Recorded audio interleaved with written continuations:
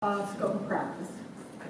Okay, now, part of that. What's the fiscal impact in terms of that, this proposition, if it gets passed? That's number one. And why is the focus on not having the state, the hospitals, be more accountable for what their actions are to the state for which they're licensed and governed by?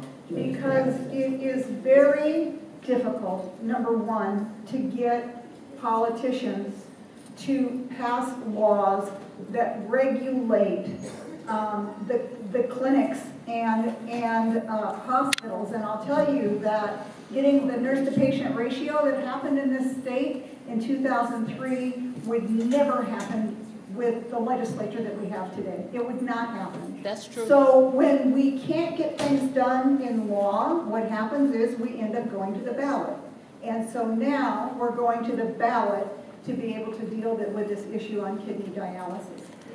The other issue here is that over 70% of dialysis that is provided to patients in California is done through private clinics that are unregulated. And for-profit. And for-profit. So that's part of the problem.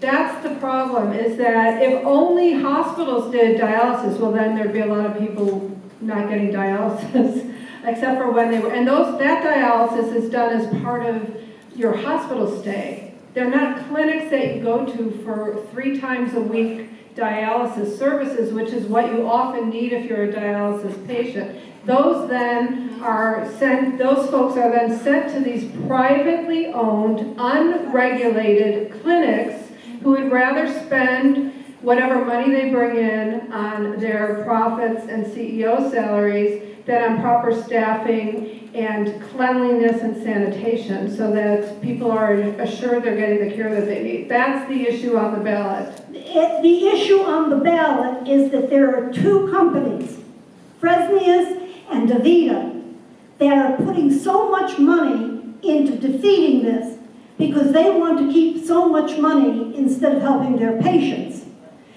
Let me just tell you, you are going to get letters, and you have, from everybody, from the American Kidney Association to doctors and nurses who are telling you, oh, please, do not vote the way we're asking you to vote. But I want you to know something. They are not hiring enough people to take care of the people they have in there.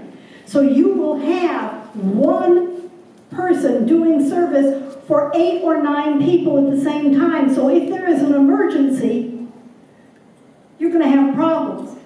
The rate of infection and the rate of death from patients to these 2 companies is a hell of a lot higher than anything anywhere else. And I want you to know that they donate money to the American Kidney Association. That money is then given to patients who give it to Fresenius and DaVita, and then Fresenius and DaVita still go to the insurance company to collect. It's a scam. Okay. Okay, I think we have time for One more question. One more question. One more question. Oh, way back here. Where'd she go? Tell us how you really feel. My father was a dialysis patient. My name is Randy Hicks. They're terrible. Okay, good. My name is Randy Hicks of California Disability Rights, and we had a couple of questions, and we were looking at 1 and 2, so we'll go to both of them here. Both of them are bonds. 1 and 4, I'm sorry, 1 and 4. Both of them are bonds. It sounds good about bonds, but we have to pay bonds back. And indebtedness in this state is what our governor basically said was, can we afford to have indebtedness in this state, and are you going to get the maximum return on the maximum dollar that you're supposedly going to spend on this? We've had bond money before, it didn't go where it's supposed to go to. We've had bond money before, and it's just all sitting up on a shelf somewhere because people can't spend it. So if you saving for a rainy day is one thing, but getting the project out there is something else. So again, that's what you look at, revenue. Well, I think that's part of our job. I mean, we are an advocacy group, we are a watchdog group, and there is now $21 billion in a rainy day fund, thanks to our governor, that stopped us from giving SSI recipients the base grant they need, but that money is also there to pay back bonds slowly if we need to. And it's our obligation to do it. If we don't do it, we wind up paying for the cost of more homelessness, more people on the street, more people with illness that could be treated some other way. So we are making a choice here to use bonds or pay for it in some other way.